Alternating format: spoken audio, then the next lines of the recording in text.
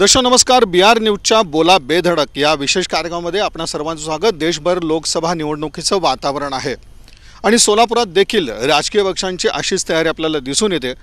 पण शेवटी एक आहे की मागील वेळे जो विचार ठेवून मतदान झालं तर खरंच तो एक विश्वास किंवा ती जी एक अपेक्षा होती ती पूर्ण झाली का. आणि आपण पाहतोय की इतर शहरं आणि सोलापूर अशी एक तुलना होत असते. शेवटी सोलापूर मतदारसंघामध्ये काय घडतं किंवा आजवर इथं काय घडलं, लोकांच्या अपेक्षा खरंच पूर्ण झाल्या का. आणि जेव्हा हा मतदार आता यावेळेला मतदानासाठी बाहेर पडेल तेव्हा त्याच्या भावना नक्की कशा पद्धतीच्या असतील या सर्व पार्श्वभूमीवरती आपण दवाणीनगर परिसरामध्ये आलेलो. तिथले रहिवासी मोठ्या प्रमाणात एकत्रित आलेले आहेत आणि लोकसभा निवडणुकीसाठी मतदान करताना नेमक्या त्यांच्या अपेक्षा काय असणार आहेत, मागील वेळी जे मतदान केलेलं होतं तर खरंच ते सार्थकी लागलं का, अशा सगळ्या त्यांच्या प्रतिक्रिया. आणि त्यातही इथं आहे की महिला मोठ्या प्रमाणात एकत्रित आहेत. सगळ्यात एक समाधानाची बाब आहे. राजकीय पक्ष जरी सगळ्या लोकसभा निवडणुकीसाठी जय्यत तयारीला लागलेत आणि विकासाचा दावा करत असले तरी लोकांच्या मनात नेमकं काय ते बेधडकपणे इथं मांडताना आपल्याला नागरिक दिसतील. दमाणीनगर परिसरामध्ये आपण राहत आहे आणि मागील वेळी मतदान केलेलं होतं, काय अपेक्षा होत्या आणि खरंच हे सगळं काही सार्थकी लागलं का. आणि आता जेव्हा मतदान कराल कशा पद्धतीचे मनात विचार असतील. मी चंद्रकांत पवार या दमाणनगर वस्ती भागात राहतो आहे. तुम्ही म्हणता तसं सोलापूर हा जसं अधोगतीला चालला आहे. सोलापुरात विकास होईना आहे. सोलापुरात कुठले मोठे उद्योगधंदे यास तयार होत नाहीत. सगळ्यात महत्त्वाचं म्हणजे सोलापूरला बोरामणीसारखं विमानतळ तयार होण्याच्या मार्गावर असताना गेली 10 वर्ष विमानतळाचा प्रश्न सॉल्व झाला नाही. तो आता कुठल्या राजकीय दृष्टीने सॉल्व झाला नाही का कुठल्या दृष्टीने सॉल्व होणं गरजेचं होतं, कारण त्याच्यामुळं सोलापूरचं कमीत कमी नाव जगाच्या पातळीवर गेलं असतं. आणि इथं सोलापूरसारख्या शहराला महाराष्ट्र, कर्नाटक, गुजरात आणि आंध्र प्रदेशमध्ये लोक रहदारी वाढली असते. असा हा प्रश्न सोलापूरसारखा मार्गी लागला नाही. तसेच तुम्ही आत्ता म्हणल्यासारखं पाण्याचा विषय महत्त्वाचा होता. गेली 6 वर्षाखाली पंतप्रधान साहेबांनी इथं भूमिपूजन केलेल्या पाईपलाईनचं सोडून काही नागरिक आता आमच्या चर्चेत म्हणले काही नागरिक पाईपलाईन सोडून गेले, पण ती दुहेरी पाईपलाईन अजून झाली नसल्याने सोलापूरला आतासुद्धा 5 ते 6 दिवसात पाणी प्यायला मिळते. तर इथल्या खासदारांना असे प्रश्न लोकसभेत मांडून किंवा सोलापूरसाठी आणणं गरजेचं होतं, पण त्या खासदारांच्या हातनं तसं काय आता झालं नाही. पण इथं भविष्यात कुठल्याही राजकीय पक्षानं खासदार देताना असा खासदार दिला पाहिजे की आम्ही जनतेत निवडून देताना त्या खासदारांना आमची भूमिका, आमचे प्रश्न त्या लोकसभेत मांडले पाहिजे. जसं मराठा आरक्षणाच्या विषयावर बोलताना आपल्या खासदारांना कुठलीही भूमिका, ठाम भूमिका आरक्षणाची मांडली नसल्यानं आम्ही त्या खासदार अशा खासदार आम्ही नाराज राहणारच आहे. तर सर्व राजकीय पक्षाला माझी विनंती आहे की सोलापूरच्या विकासाच्या दृष्टीने असणारा खासदार द्यावा. एकंदरीत आपण बघतो की सोलापूरमध्ये असं पाहिलं आपण तर आलटून पाटून काँग्रेस आणि भाजपमध्ये सामना होतो आणि इथल्या नागरिकांनी तोही काळ पाहिला आणि हाही काळ पाहिलेला आहे. एकंदरीत काय घडतं सोलापूरच्या बाबतीमध्ये. नाही, सोलापूरला तसं राजकीय बघण्याचा दृष्टिकोन पक्षातल्या ज्येष्ठ नेत्याचा मग चुकीचं असेल की कुठलाही माणूस दिलं तिथे निवडून येतं असं भूमिका घेतली असल्यामुळं असं होत असेल. ज्या माणसाला राजकीय अभ्यास नसल्यानं माणसानं अभ्यास नसते किंवा समाजकारणात ध्यास नसते अशा मार्गानं अशा लोकांना प्रतिनिधी करायचा त्यांनी उमेदवार दिल्यामुळं इथं तसं घडलं असं मला वाटतं. आता तर इथनं पुढं तर आमच्या सोलापूरसाठी किंवा इथल्या जनतेने बी आपण चांगली ठाम भूमिका घेऊन विकासाच्या दृष्टिकोनातून योग्य असा माणूस निवडून द्यावा आणि राजकीय पक्षाने बी ज्याला खरोखरच समाजकारणाची अंतकरणातनं ह्या ज्ञाते असेल अशा माणसाला तिकीट द्यावे. याजवर आणखीन काही नागरिक आहेत. सोलापूरमध्ये आता जे काही सगळं एकंदरीत राजकीय वातावरण आहे, काय वाटतं की इथं काय घडेल, खरंच काय असं काही परिवर्तन आहे का किंवा पुन्हा एकदा भाजपाला इथून संधी मिळेल. तुम्हाला नागरिक म्हणून काय वाटतं. नक्कीच भाजपाला संधी नक्कीच मिळेल, कारण देश पातळीवर जर आपण एकंदरीत वातावरण बघितलं आणि जर विकासाची जर मशाल घेऊन जी चाललेली आहे त्यामध्ये एकंदरीत काही गोष्टीमध्ये काही प्रमाणामध्ये कमी जास्त प्रमाणामध्ये झाला असेल. जसं आत्ताच आमचे मित्र पवारसाहेबांनी सांगितलं त्याचा पण विषय हा गंभीरच आहे त्यांनी मांडलेला. तर त्या अनुषंगानं एकंदरीत जर विकासात्मक दृष्टिकोन जर ठेवला तर मला वाटतं की सुधारणा होत आहे, पण जेवढ्या प्रमाणात व्हायला पाहिजे होती तेवढी झालेली नाही. आणि ते होण्यासाठी येणाऱ्या काळामध्ये नक्कीच वेगवेगळे पक्ष ह्या सोलापूरची जी ओळख आहे ही ओळख चांगल्या पद्धतीनं देश पातळीवर घेऊन जातील अशी आम्हाला अपेक्षा राहणार आहे. मोदींनी एक असा 400 पारचा एक नारा दिलेला आहे. असं वाटतं का की एवढा मोठा एक विकास कामं जी तुम्ही म्हटलीत की त्या सगळ्या जोरावरती 400 पार हे खरंच प्रत्यक्षामध्ये उतरेल. एकदम 400 पारपेक्षा जास्त जाईल अशी मला अपेक्षा आहे. बाकीचे काही नागरिक आहेत 400 पार मोदींनी जो काही दावा केलेला होता तर तो खरा ठरेल असा एक विश्वास नागरिक व्यक्त करतात. नेमका आणखीनही लोकांना काय म्हणायचं? महत्त्वाचं म्हणजे आपले सोलापूरचा विषय चालला आहे. सोलापूरचा खासदार कसा असावा. तर माझं मत असं आहे की सोलापूर हे फार पूर्वी गिरणगाव होतं आणि आता ते राहिलेलं नाही. इथले सगळे उद्योग इतर ठिकाणी पळवून नेले.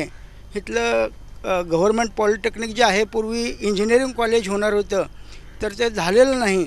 अशी काही पळवापळवी सोलापूरच्या बाबतीत झालेली आहे.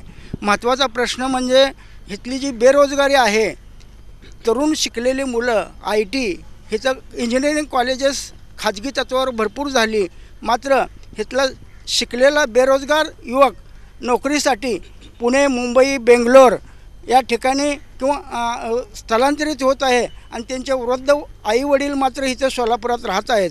तर सोलापूरच्या बेरोजगार युवकांना रोजगार देण्यासाठी IT पार्क, निरनिराळे उद्योग इथं यावेत ही महत्त्वाचा प्रश्न आहे. बेरोजगारी हटली की तरुणांना काम मिळेल आणि आपोआपच ते सन्मार्गाला लागतील, वाईट मार्गाला लागणार नाहीत. त्यांच्यावर संस्कार करायची वेळसुद्धा येणार नाही. कारण का बेरोजगारी इतकी वाढली आहे, चोऱ्या माऱ्या आणि विशेषतः इथली जी लूटमार चालू आहे रिक्षा व्यवसायात वगैरे आणि सोलापूरचं नाव बदनाम होत आहे. तर इथली परिवहन व्यवस्था महत्त्वाचा प्रश्न आहे. गोरगरिबाच्या नागरिकाला जाण्या येण्यासाठी जे दळणवळणाची साधनं फार पूर्वी करून ठेवली होती ती फार कोलमडून पडलेली आहेत.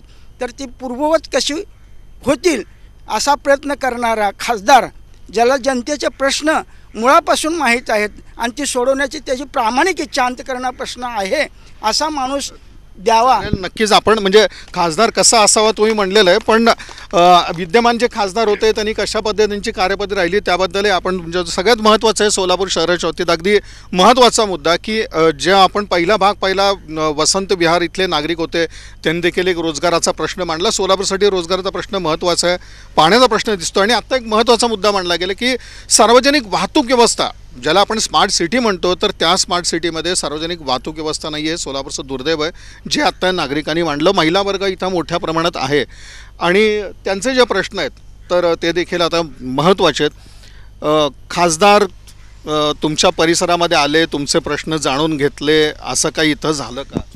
हो, येतात, नेहमी येतात. इलेक्शन असलं की येतात, हात जोडतात, विनंती करतात. आम्ही व्यक्ती बघूनच म्हणजे आमचं मत देतो. हां, पण आमचं हेच मत आहे वैयक्तिक की त्यांनी विकास करत राहावा. परत इलेक्शन झालं की गायब होऊ नये.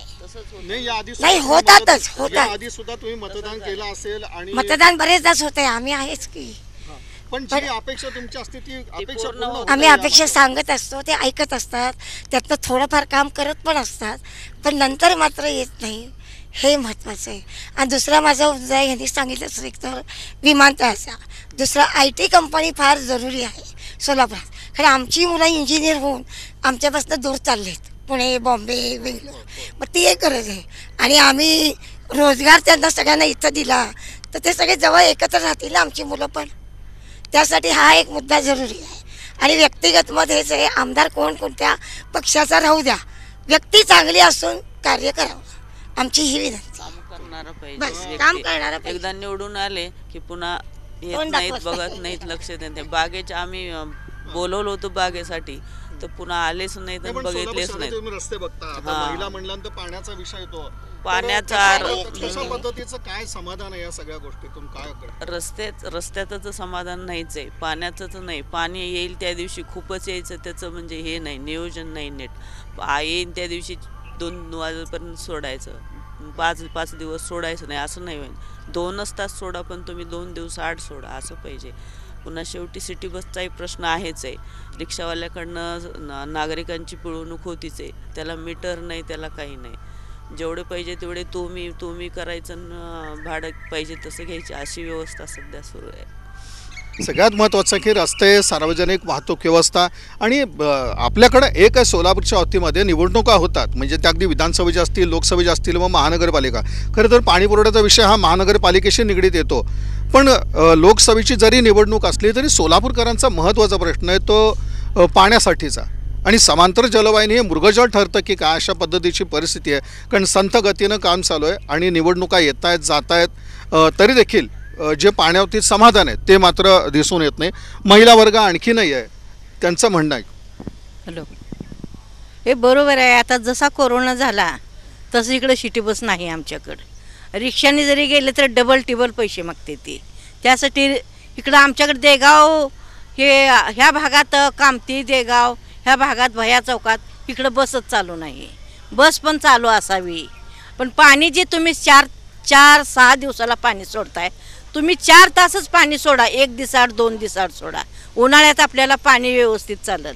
असं पाणी सोड की 6 दिवसाला पाणी सोडते ती दिवसभर वाया जातंय. पाणी जायला सुद्धा रस्ता नसत्या पाण्याला, एवढं पाणी वापरत जातंय.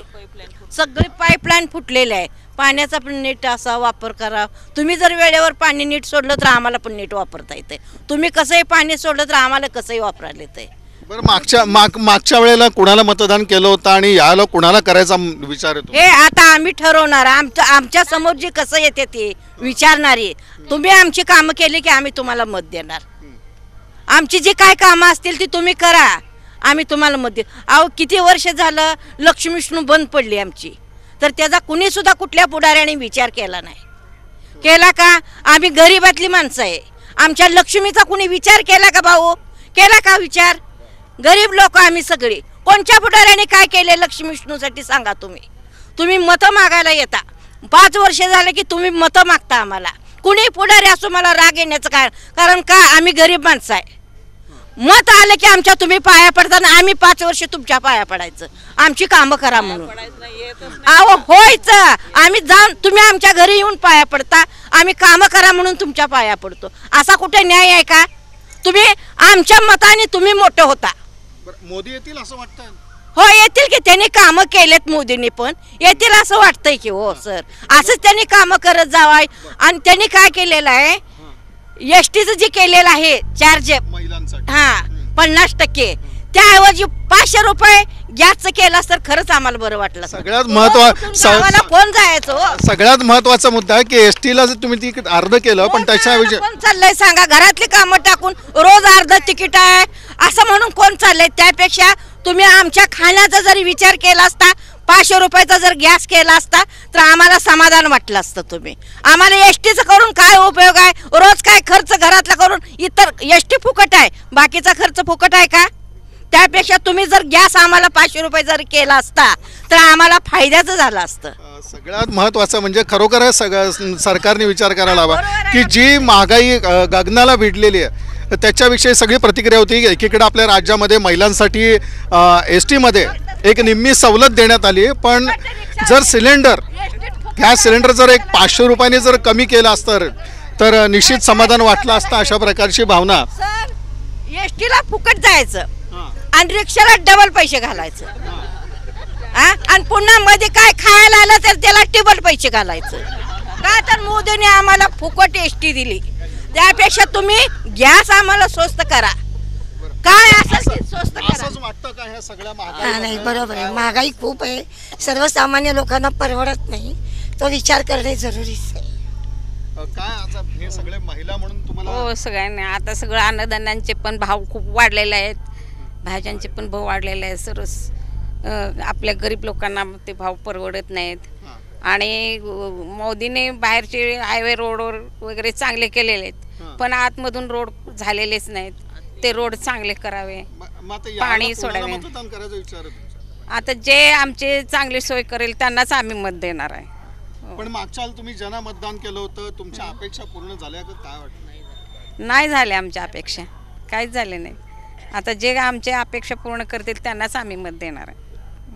अपेक्षा आमच्या पूर्ण झाल्या नाहीत. आणि सगळ्यात महत्त्वाचा प्रश्न जो मांडला गेला तो महागाईबद्दलचा. म्हणजे महिला वर्गाने महागाईविषयी मत मांडलं. बाकीचेही नागरिक आहेत, लोकसभा निवडणुकीसाठी ते मतदान करतील, कशा प्रकारची त्यांची एक प्रतिक्रिया आहे? काय घडलं म्हणजे मागच्या वेळी तुम्ही मतदान केलं असेल, अपेक्षा पूर्ण झाल्या का? आणि देशात काय परिस्थिती? नाही, मागच्या वेळेला मतदान केल्यानंतर ज्या अपेक्षेनं जो खासदार निवडून दिला त्याने म्हणावे असं काम केलं नाही असं आमचं तर स्पष्ट मत आहे. कारण जिल्ह्यातील शेतकऱ्यांचे जे ज्वलंत प्रश्न आहेत त्या प्रश्नावरती खासदारांनी एकदाही संसदेत आवाज उठवलेला नाही. सध्या परिस्थितीमध्ये आपल्या जिल्ह्यातील खासदारांच्या कार्यक्षेत्रामध्ये मोठ्या प्रमाणावरती कांदा या पिकाचं क्षेत्र आहे. जवळजवळ 4-5 तालुके, दक्षिण सोलापूर, उत्तर सोलापूर, अक्कलकोट, माळा, मोहोळ या तालुक्यामध्ये मोठ्या प्रमाणावरती कांद्याचं क्षेत्र असून कांदा निर्यात बंदीसारखा जो निर्णय घेतला केंद्र शासनानं त्याच्यावरती आपल्या खासदारांनी एकदाही आवाज उठवलेला नाही. जर तो आवाज उठवला असता आणि निर्यात बंदी जर काढून घेतली असती तर शेतकऱ्यांना त्याचा दर कोसळले नसते, बऱ्याच शेतकऱ्यांना त्याचा फायदा झाला असता. ह्यासाठी किंवा ग्रामीण युवकांना, शहरी युवकांना रोजगाराच्या संधी निर्माण करण्यासाठी, काय नवनवीन उद्योगधंदे येण्यासाठी त्याच्यासाठी सुद्धा काही खासदारांनी फारसा प्रयत्न केलेला नाही. यादवर असं आहे की आपल्याकडे एक विमानतळासंदर्भामध्ये बऱ्याच वेळेला आपल्याकडे आंदोलनं झाली की सोलापूरला विमानतळ हवं आणि नक्कीच म्हणजे सोलापूरचा विकास हवा असेल तरी तर विमानतळाची नक्कीच गरज आहे. पण तरी देखील आपल्याकडं ही याबाबतीत चर्चाच घडते आहे. नागरिक म्हणून काय वाटतं? नाही, विमानतळ तर खूप लवकर होणं गरजेचं आहे. कसं आहे, बऱ्याचशा उद्योगधंद्याची मुख्य निकड ही विमानतळ आहे. बाहेरचे उद्योग इथे यायचं म्हटलं तर विमानाची सेवा असणं गरजेचं असं त्यांचं म्हणणं असतं.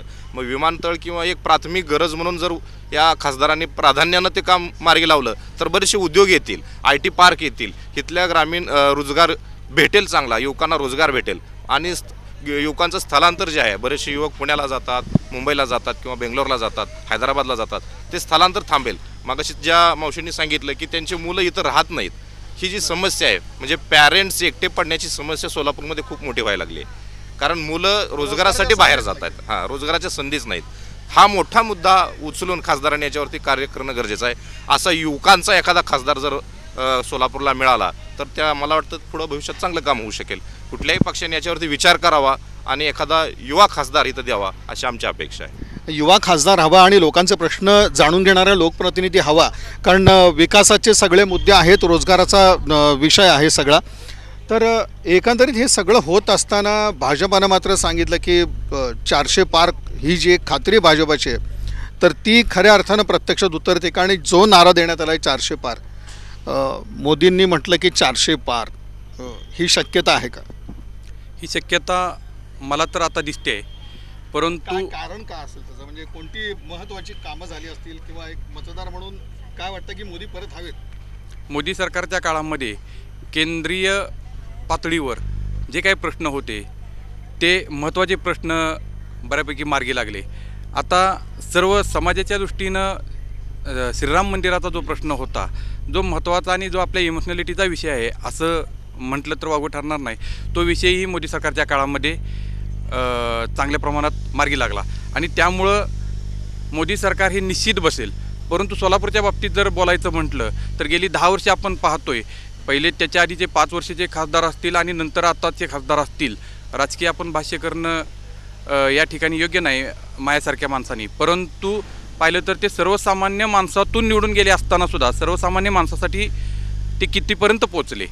आज आमदारांचं काम असेल तर आपल्याला दिसतं एखाद्या भागाचे, परंतु खासदारांचं काम आपल्याला शोधून काढावं लागतं आहे आणि त्यासाठी या जनतेतील माणूस असणं हे गरजेचं आहे. आमच्यात हेमंत पिंगळे असतील, चंद्रकांत पवार असतील, अशा सर्वसामान्य माणसाला तुम्ही जरी खासदार पदाचा चान्स दिला, संधी दिली, तरी देखील ती महत्त्वाची ठरेल आणि त्यांच्या हातून या सर्वसामान्य लोकांसाठी काम होईल. आज मोठ्या पदावर असताना देखील आज रोज ते जनतेत असतात, या ठिकाणी रोज सर्वसामान्य जनतेबरोबर ते फिरतात, बोलतात. तर त्यामुळं अशा एखाद्या स्थानिक माणसाला इथली खासदारकी मिळाली पाहिजे असं माझं स्पष्ट मत आहे. ज्या विश्वासाने केलं पण ज्या अपेक्षेने केलं, ही अपेक्षा तर निश्चितच पूर्ण झाली नाही असं आमचं मत आहे. जे काही रस्त्यांची सुधारणा झाली भाजप काळामध्ये, भाजप सरकारचं अतिशय चांगलं काम आहे असं म्हटलं तर वावगं ठरणार नाही. कारण या रस्त्यांमुळं आपल्या सोलापुरात प्रगती व्हायला चालू होती.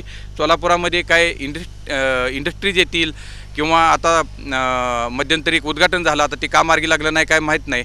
परंतु अशा काही गोष्टी यायच्या असतील तर रस्ते असणं गरजेचं आहे, विमानसेवा असणं गरजेचं आहे. विमानसेवा चालू झाली, परंतु ही केंद्रीय पातळीवरती काम झालं, या प्रश्नांकडे दुर्लक्ष झालं असं वाटतं. या केंद्रीय पातळीवर जरी कामं झालेली असतील तरी सोलापुरामध्ये स्थानिक उमेदवार नसल्या, स्थानिक कामं होत नसल्यामुळं भाजपाचा काळ सुद्धा पाहिला किंवा तुम्ही काँग्रेसचा देखील काळ पाहिला, कोणता एक कालावधी चांगला होता आणि तिथे लक्ष दिलं गेलं असं वाटतं? मला वाटतंय की सोलापुरामध्ये फार मोठी खासदार इथला स्थानिक असल्यामुळं फार मोठी प्रगती होते किंवा फार मोठी कामं होते असं वाटत नाही. सोलापूरनी फार मोठी पदं भूषवलेली आहेत, ज्यामध्ये मुख्यमंत्रीपद असेल, केंद्रीय मंत्रीपद असेल किंवा खासदारकीचं पद असतील.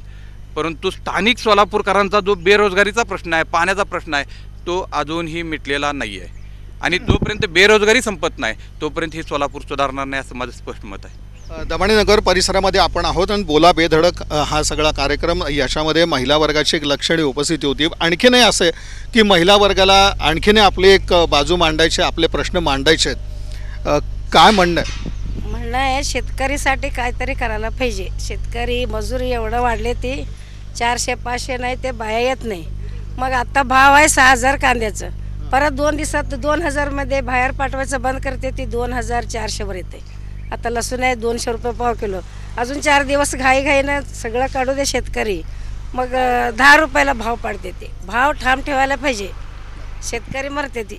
बरोबर, ही लोकसभा निवडणूक आहे आणि सगळ्या दृष्टीने आपण 7-12 सगळं कोरा म्हणते ती, सांगते ती तिथं TV वर सगळं मोबाईलवर.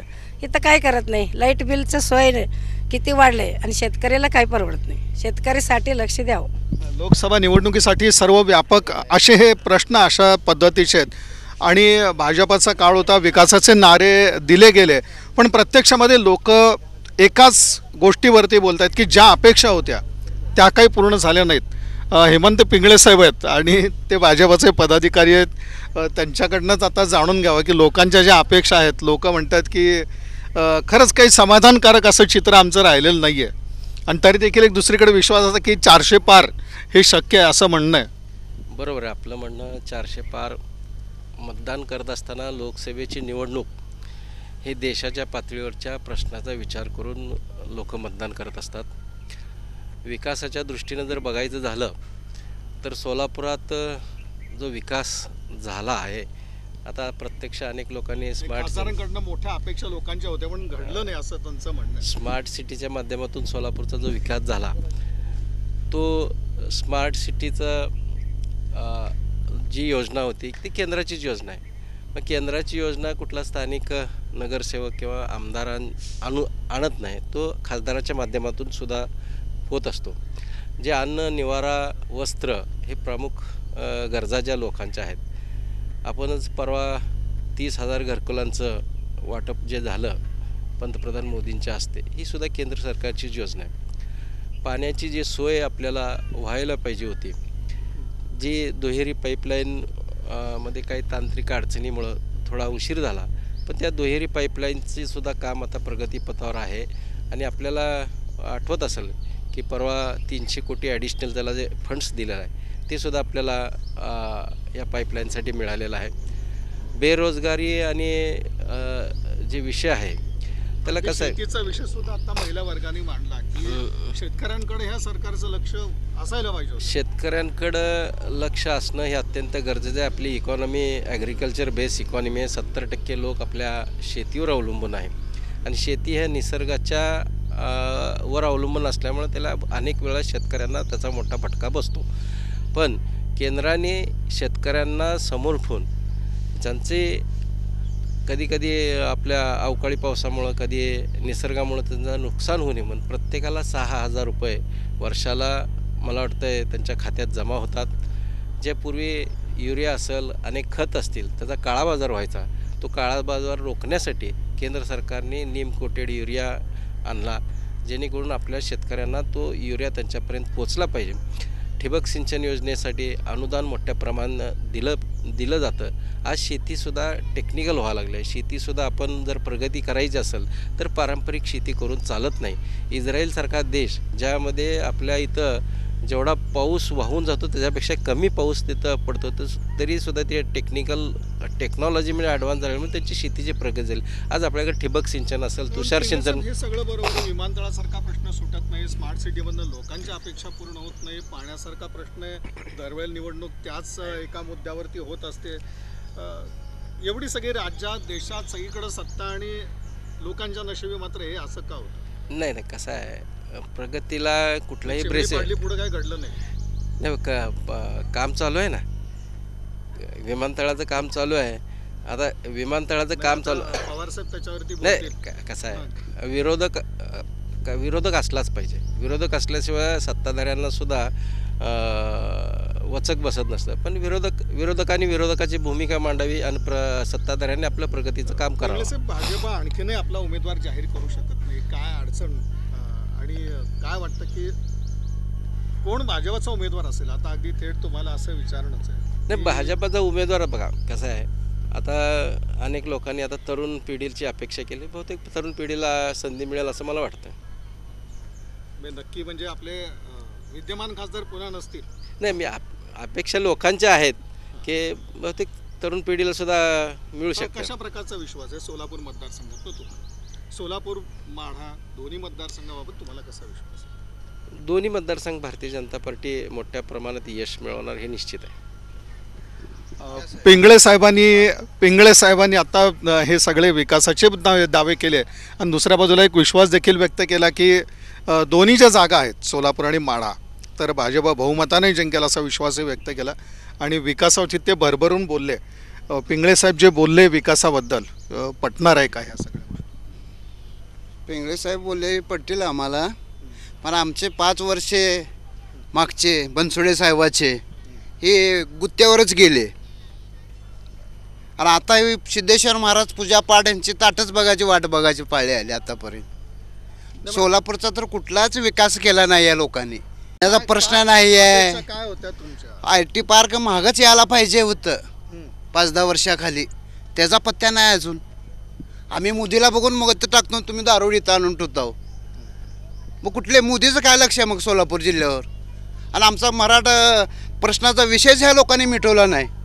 मोदी 10दा आला महाराष्ट्रात, पण ह्या विषयावर एकही बोलला नाही. मराठा आरक्षणावर सरकार आपल्याला सकारात्मक दिसतंय. हे नाही आहे, BJP नाही सरकार सकारात्मक आहे. अगदी आपण नाही आणि ते खरबूज तर आहे ना महाराष्ट्रातलं. मुंबईमध्ये ज्या पद्धतीनं आपल्याला मराठा समाजाचं एक आंदोलन दिसलं आणि त्याला मुख्यमंत्री सामोरे गेले आणि तो प्रश्न सोडवण्याचा मोठा प्रयत्न झाला ना, अजिबात केला नाही. उलट काडी लावण्याचं काम केलं त्या देवेंद्र फडणवीसनं.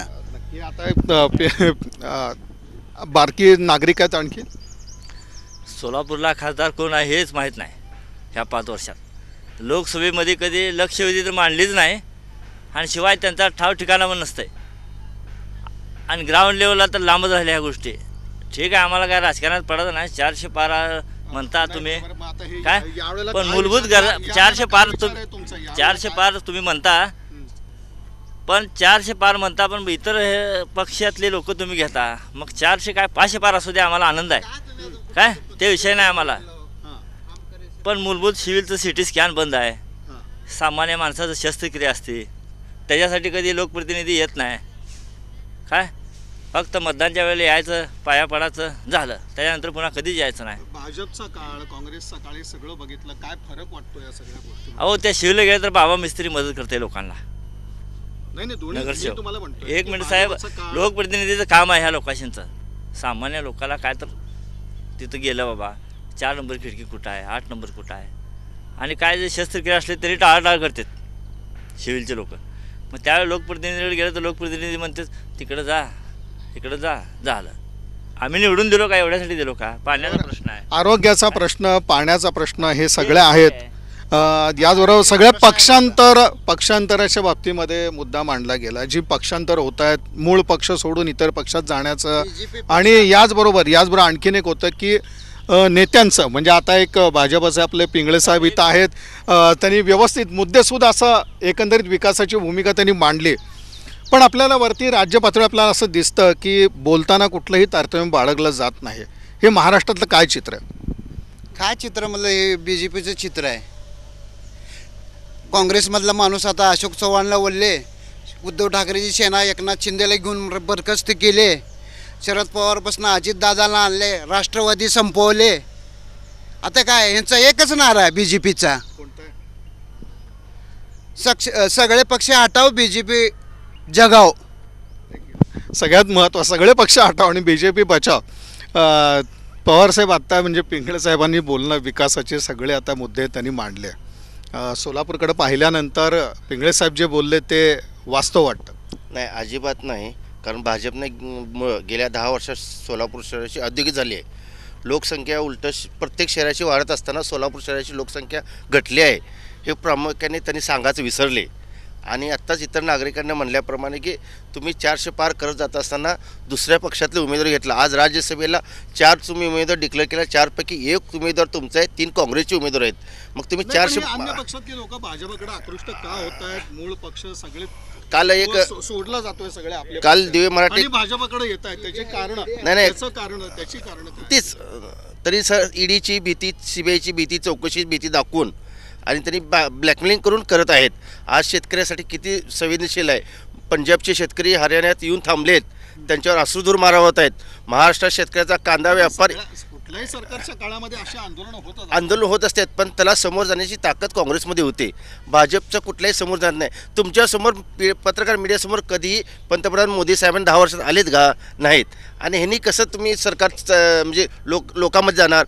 त्यांचं फक्त ऐकणं, हुकुमशाही चालवणं हा त्यांचा व्यवसाय राहिलेला आहे. पिंगळे साहेब आता बोला.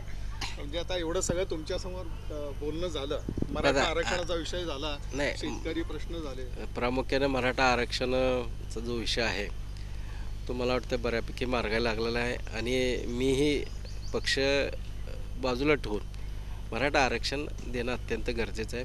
कारण मराठा समाज हा शेतकरी कुटुंबातला आहे.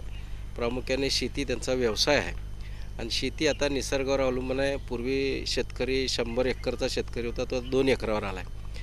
आणि शेतीला व्यवसाय हे प्रामुख्याने असल्यामुळं मराठा समाजाचा तो आर्थिकदृष्ट्या आणि सामाजिक आणि शैक्षणिकदृष्ट्या मागासले आहे का याचं उत्तर असेल तर आहे.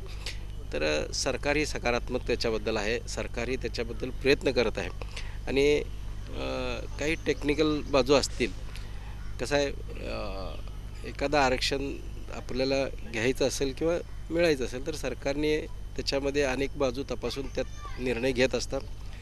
आणि मला वाटतं आहे सरकार निश्चितच मराठा समाजाला आरक्षण देणार. दुसरा बाब की अनेक लोक आपल्याला सोडून आमच्या पक्षात येतात. बघा, तुमचा घरातला माणूस तुम्हाला सांभाळता येत नाही, आपला दोष दुसऱ्यावर टाकण्यात काय अर्थ नाही. आपला माणूस सोडून आमच्या पक्षात काय येतो हे आत्मपरीक्षण त्या पक्षाने करावं. आपण त्यांना आता उदाहरण अशोक चव्हाण सारखा माणूस मुख्यमंत्री राहिलेला आहे त्या पक्षातला, तो पक्ष सोडून आमच्या पक्षात येतो. याचा अर्थ की काँग्रेस आता संपत चाललेली आहे. काँग्रेसला काय जनाधार आता उरलेला नाही. आणि लोकांना असं वाटतं आहे की मोदी हे देश नाही, जागतिक पातळीवरचं नेतृत्व आहे आणि अशा चांगल्या माणसाला आपण सहकार्य केलं पाहिजे, साथ दिली पाहिजे. म्हणून असे लोक अन्य पक्षातले त्यांचा पक्ष सोडून आमच्याकडे येत आहेत. आणखीन काही नागरिक दवाणे नगर परिसरातील त्यांचं म्हणणं लोकसभा निवडणुकीच्या पार्श्वभूमीवरती खरं तर वेगळे प्रश्न आहेत. रोजगाराचा प्रश्न आला, शेतीचा झाला, मराठा आरक्षणाचा विषय आहे, पक्षांतर जे होतं आहे आणि सोलापूरचा महत्त्वाचा जो विकासाचा मुद्दा आहे तो देखील आहे. मोदी सरकार अतिशय चांगलं काम करत आहे. 317 कलम हटवून त्याने काश्मीर आपला भारताचा अविभाज्य भाग बनवला. तसेच मोदी सरकारने इतर मोठमोठी कामं केली. म्हटलं तर मंदिराचा प्रश्न अतिशय शांततेने सोडवला. तसंच आता देशाला गरज आहे समान नागरिक कायद्याची. तर समान नागरिक कायद्यासाठी आपल्याला मोदी सरकार येणं गरजेचं आहे. तरी परंतु स्थानिक पातळीवर सोलापूरचा विकास अजिबात झाला नाही. कारण त्याला म्हणजे सोलापूरचे जी तरुण पिढी आहे त्या तरुण पिढीची बेरोजगारी भरपूर निर्माण झालेली आहे. त्यामुळं सोलापूरचा विकास झाला नाही. तर इथं स्थानिक अतिशय चांगला काम करणारा एखादा उमेदवार देऊन समाजासाठी आपल्या देशासाठी काम करणारा उमेदवार देऊन मोदी सरकारने एक सोलापूरला मदत करावी व सोलापूरची बेरोजगारी कशी हटवली जाईल आणि सोलापूरचा विकास झाला पाहिजे. तसेच जो शेतकऱ्यावर अन्याय होतो तो शेतकऱ्यावरचा अन्याय ही दूर करता आला पाहिजे. कारण ज्यावेळेस शेतकऱ्याकडे माल असतो त्याच वेळेस केंद्र सरकार आयातीचं धोरण स्वीकारतं. तर ते अशा पद्धतीचं धोरण स्वीकारल्यामुळं शेतकऱ्याचं मोठ्या प्रमाणात नुकसान होतं. तर शेतकरी हा जगला पाहिजे. महत्त्वाचं म्हणजे अन्नदाता सुखीभाऊ आपण एवढं म्हणतो, पण त्या अन्नदात्यासाठी आपण काहीच करत नाही. हे मोठं दुर्दैव आहे आणि त्यामुळं शेतकरी आत्महत्या करत आहे. तसेच मराठा समाजाचा फार मोठा प्रश्न आहे. 1-2 पुढारी मंत्री झाले म्हणजे पूर्ण समाज मंत्री होत नाही. आज मराठा समाजाकडे जगण्याची साधन नाहीत. पहिली शेती होती, शेतीचं सगळं विभाजन झालं. आणि जी होती ती शेती कर्जबाजारीमुळं विकली गेली लोकांनी.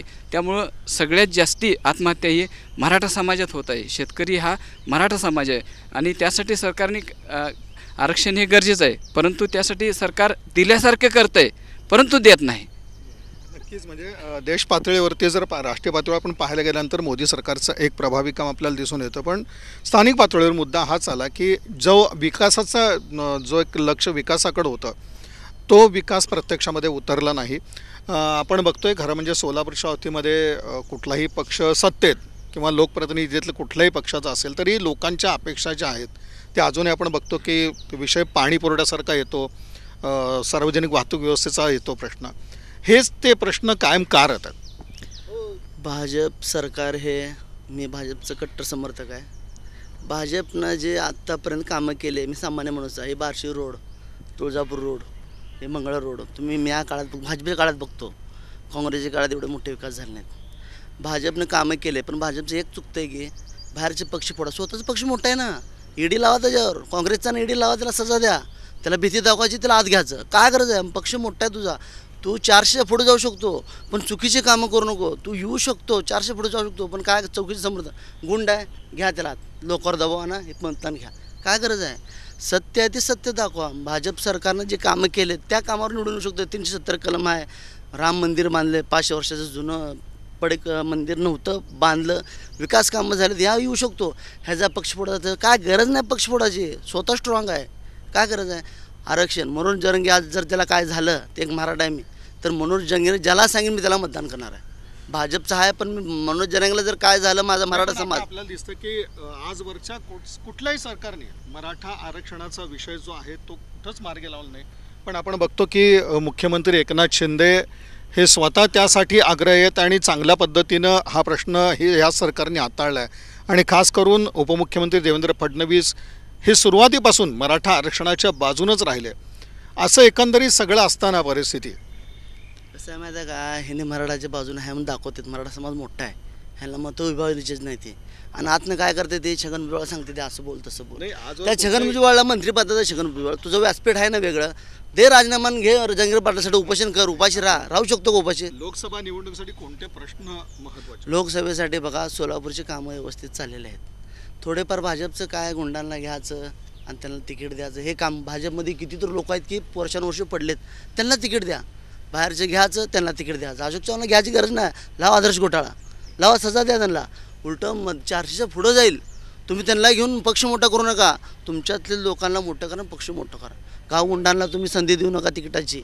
पक्ष स्ट्रॉंग आहे, लोकांची घरं फोडण्यात काय अर्थ नाही आहे, शेणा फोडायची गरज नाही, काय गरज नाही. लोकसभा निवडणूक आहे आणि त्या अनुषंगाने आपण बघतो की सगळेच प्रश्न म्हणजे स्थानिक पातळीवर आपल्याकडे असं दिसून येतं की आपल्या इथं कुठलीही निवडणूक म्हटल्यानंतर अगदी पाणी पुरवठ्याचा पहिल्यांदाच तो विषय येतो. आणि याचबरोबर सोलापूरचा विमानतळ असेल, रस्ते विकास असेल किंवा ज्या अपेक्षा लोकांच्या खासदारांकडनं होत्या, अगदी शेती प्रश्नापर्यंत, म्हणजे खास करून याबाबतीत महिला वर्गाने आपलं म्हणणं मांडलं.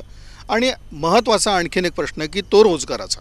खरं तर ह्या अपेक्षा ज्या आहेत त्या मोठ्या प्रमाणातल्या आहेत आणि खरं म्हटलं तर त्या अशा चुटकीसरशी संपतील असंही नाही आहे. पण सोलापूरच्या विकासाच्या बाबतीत आता सातत्यानं भर देऊन तो प्रश्न मार्गी लावणं हे एक खऱ्या पद्धतीने एक आव्हानच यानंतर असणार आहे. आणि या लोकसभा निवडणुकीच्या पार्श्वभूमीवरती सोलापूरकरांचे जे प्रश्न आहेत ते जाणून घेण्याकरता, एकंदरीत त्यांची सगळी भावना जाणून घेण्याकरता आपण दमाणेनगर परिसरामध्ये होतो. अगदी मराठा आरक्षणापासून ते शेती विषयापर्यंत भरभरून अशा पद्धतीनं लोकांनी आपलं म्हणणं मांडलं. मुख्य म्हणजे सोलापूरचा जो सामना असतो तो भाजप आणि काँग्रेस अशाच पद्धतीचा असतो. आणि इथं भाजपाच्या बाजूने एक विश्वास व्यक्त करण्यात आला की काही असू देत पण मोदींनी जे म्हटलं की 400 पार, तर निश्चितच ते 400 पार त्या पद्धतीनं ते पुन्हा एकदा मोदी सरकार जे आहे ते सत्तेमधील अशा प्रकारचा विश्वास इथल्या नागरिकांनी व्यक्त केला. पण हे होत असताना सोलापूरसारख्या इथं स्थानिक ठिकाणी मात्र विकासाच्या बाबतीत जो दुर्लक्षितपणा येतो आहे तो मात्र आता कुठेतरी दूर व्हावा अशा पद्धतीची भावना देखील व्यक्त केली. दमाणेनगर परिसरातील रहिवासी यामध्ये सगळे सहभागी झाले. त्याचप्रमाणे भाजपचे पदाधिकारी असणारे हेमंत पिंगळे, त्याचप्रमाणे चंद्रकांत पवार यासारखे राजकीय पक्षांचे जे पदाधिकारी आहेत तर ते सगळे सहभागी झाले, इथले नागरिक सहभागी झाले. या प्रत्येकाचे BR न्यूजच्या वतीनं मी मनापासून आभार मानतो. धन्यवाद.